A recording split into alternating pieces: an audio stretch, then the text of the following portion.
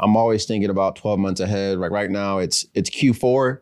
And right now, as a business owner, you got to ask yourself the question, do you have content and creative ready where people can know about your business and take advantage of your sale, of your opportunity? Because if they don't put money in your hands, they're going to be putting it somewhere. So in my head, that is how I look at all businesses, where I'm always projecting out. Because like right now, we're in Q4, Q1's about to start. What's Q1? You know, you got January, New Year, New Me, you know, Valentine's Day, you know, you name it, all these different holidays that have the opportunity for businesses to make money, especially small businesses. Because if we go into another, and the last thing I'll say, if we go into another, you know, shutdown, however you want to consume that, however, whichever way you lean, that's not the point. Is objectively, the big companies are going to take everything. Well, I think that's big, is just thinking about the future in general. Yeah. You know, that's the big thing is thinking about the future. And people right now, I think more than ever, are trying to push away from the future. Yeah. With AI and stuff, you know, like people are pushing back on it. They hate it. They hate AI. They think it's like the worst thing. They think of Terminator when they think of AI. Yeah. Like there's a lot of bad things that especially older business owners are associating it with, you know, and you just have no choice. It's coming and you need to embrace it. And I think everyone's heard that now. Like you need to embrace it, but it's true, dude. Like it's 100% true. Yeah. You want to get out of it. Think of the future, and you do a great job of that, you know, with the holidays and kind of what you were just talking about. Yeah. Like thinking about the future and setting yourself up for success. Yeah. How can you tie your business and the holidays together? And then like I've seen live on purpose, not on accident, you know. That's a fire quote. Yeah, dude. I just heard that like 2 days ago. Yeah. No, that's how you have to do it. Like it's true, because like people thought the internet was a fad. Like Gary Vaynerchuk always talks about, he's been right about a lot. Like I've been following him long enough to see he's been right about things. He's said it. He's also been wrong. Of course. But everybody's been wrong. Yeah. But he's been right about he's been right about a lot that like speaks over that, whether it be Instagram was bought in 500 days.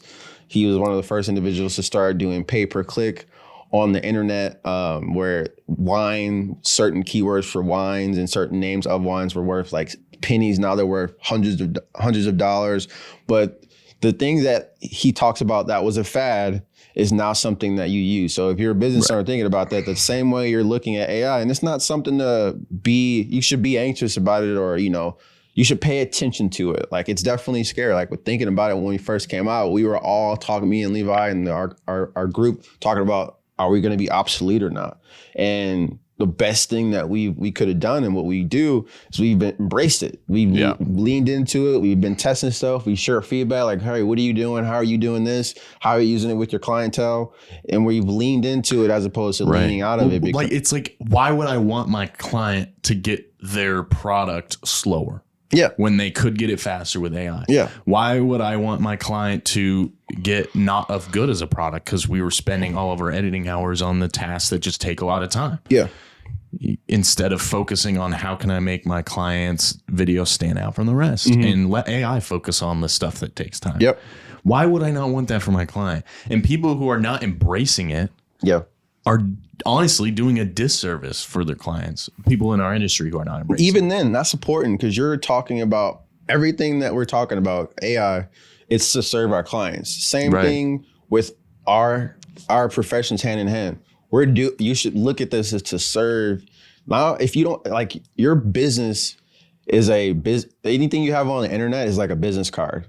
Yeah. Right. Most businesses now, there's a lot of people doing it, but most businesses have no presence, and it's like a regular business card. It's likely to be thrown away, but your perception online is serving your customers. Yeah. Your customers are already customers of yours, and you want to attract more. How you present yourself online is going to serve them to share why they work with you, why are they doing business with you. Right. And the way you present yourself, it might change because of AI. Of course. Like, for example, if you presented yourself as a copywriter, that's obviously changed because of ChatGPT. I mean, there's people out there doing it, but yeah, for sure. You just, but the base level. Yeah, but at the base level. Yeah, right. Yeah, for now. But if you, but you can, it might change. Yep. So for example, like people who were copywriters and who had those, whatever degrees in journalism and people who know how to write for people, whatever. Yes, your job was taken over by AI, but you didn't like lose your job from AI. It's about finding that new opportunity and finding, okay, how do I present myself online? And right now there are jobs. If you go on LinkedIn right now and search up prompt engineer, there are jobs on LinkedIn for up to $250,000 on LinkedIn for prompt engineers, for companies who are looking for prompt engineers. I'll be back. I don't know if it's up to whatever. It's a lot of money. Yeah. Right. So now the people who were really good at writing before, they're thinking, oh, my job's taken over. No, like you have the advantage now. You know how to speak to AI better than everyone else because you have that skill of writing and you know what words to tell AI and, to get that result. Because again, it goes back to getting the client the best result possible. How can I do that? There's just because AI took over your copywriting job doesn't mean there's not another opportunity that's even better. In front of you. No, 100%. I would don't look at AI or ChatGPT as a replacement. You have to, like, I use it more so how I started and how you can start if you already haven't, or continue to make it part of your business. Have a conversation with it. I realistically have conversations with ChatGPT on a day-to-day, week-to-week basis, and I'm just asking it different questions. I'm seeing if it can condense things that I've written.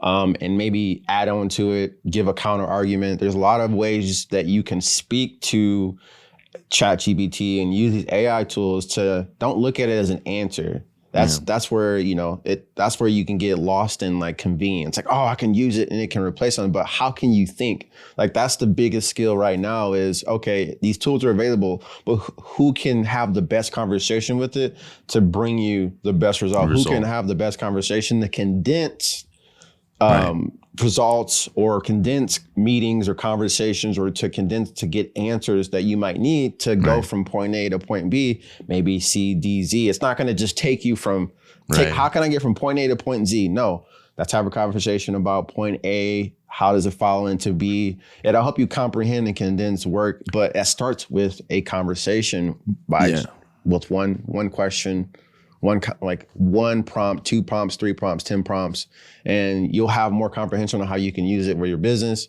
But that's just is that how you use it? Right. That's how I use it. It's just like, however, it goes back to serving the client, right? However I can get the result for the client in the best way possible. Yeah. I mean, me and you have had a decade of experience, right? Soon. Right. Soon for you. But I grew up in the industry and I know what the client needs. I know what they need. I know how to serve the client. And it's just about that. It's like, what's your end goal and how can I help you get there in the best, most efficient way possible? And if we're not thinking about that, it's like, okay, yeah, maybe AI will take over video in the next, whatever year or two. But that doesn't mean that there's going to be another opportunity to open up that I can use my skills that I've learned since I was 8 years old and serve the client maybe even a better way, in a more efficient way. That doesn't mean another opportunity is going to not pop up, right? There's going to be constant opportunities.